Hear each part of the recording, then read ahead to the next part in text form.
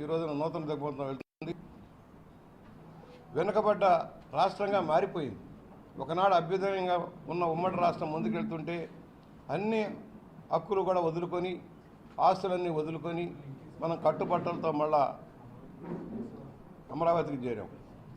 అమరావతికి అడ్డంకులు కల్పించాడు జగన్మోహన్ రెడ్డి గారు. పోలవరం ప్రాజెక్టు గండి కొట్టారు. అనేక ప్రాజెక్టులు రాకుండా పోయినాయి, పరిశ్రమలు పారిపోయినాయి, పెట్టుబడిదారులు పారిపోయారు, అరాచక పరిపాలన కొనసాగింది. ఇవాళ అటన్నిటినీ ఒడిదొడ్డి మహానాడికి చేరుకున్నాం.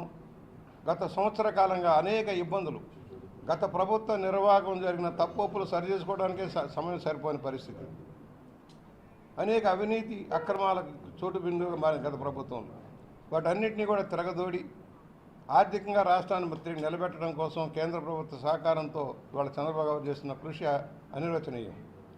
దానికి పవన్ కళ్యాణ్ గారు కూడా సహకారం, యువ నాయకత్వంలో లోకేష్ గారి నాయకత్వంలో ఇవాళ ప్రభుత్వం నడుస్తూ ఉంది. సామాజిక అభ్యున్నతి సాధించింది ఈ పార్టీ. బడుగు బలహీన హక్కులు చేర్చుకుంది. ఇవాళ బలహీన వర్గాల నాయకత్వాన్ని పెంచింది, మహిళా నాయకత్వాన్ని పెంచింది, డ్వాక్రా ఉద్యమాన్ని భారతదేశ స్థాయికి తీసుకువెళ్ళింది, స్థానిక స్వపరిపాలన మండలిక వ్యవస్థను ఏర్పాటు చేసింది, నీతివంతమైన పరిపాలన, నీతివంతమైన నియామకాలు, మెరిట్ ప్రాతిపదికన అర్హత నియామకాలతోటి ప్రభుత్వాన్ని ముందుకు తీసుకెళ్ళింది. అనేక మంది నాయకులు అంచెలంచెలుగా పెరిగారు. ఇవాళ దేశ స్థాయిలో రాష్ట్ర స్థాయిలో పెరగడానికి తెలుగుదేశం యొక్క కృషి.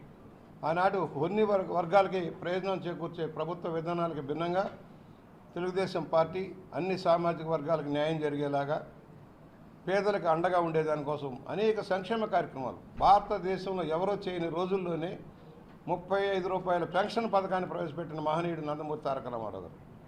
పక్కా గృహ పథకాలను ప్రవేశపెట్టింది నందమూరి తారక రామారావు గారు. కిలో 2 రూపాయల పథకాన్ని ప్రవేశపెట్టింది నందమూరి తారక రామారావు గారు. మాండలిక వ్యవస్థను ప్రవేశపెట్టింది, స్థానిక స్వపాలను బలోపేతం చేసింది చంద్రబాబు రామారావు గారు. అలాంటి పార్టీ ఇవాళ చంద్రబాబు గారి నాయకత్వంలో ముందుకు సాగుతూ ఉంది. నిరంతర కృషి వల్ల చంద్రబాబు నాయుడు గారు చేసిన కృషి వల్ల ఇవాళ ప్రభుత్వం నడుస్తూ ఉంది. ఎదుర్కొంటూ ఉన్నారు, అనేక సమస్యలు ఎదుర్కొంటూ ఉన్నారు. దూరదృష్టితో తీసుకున్న అనేక నిర్ణయాలు భారతదేశాన్ని ప్రభావితం చేసినాయి, మర్చిపోబోకండి.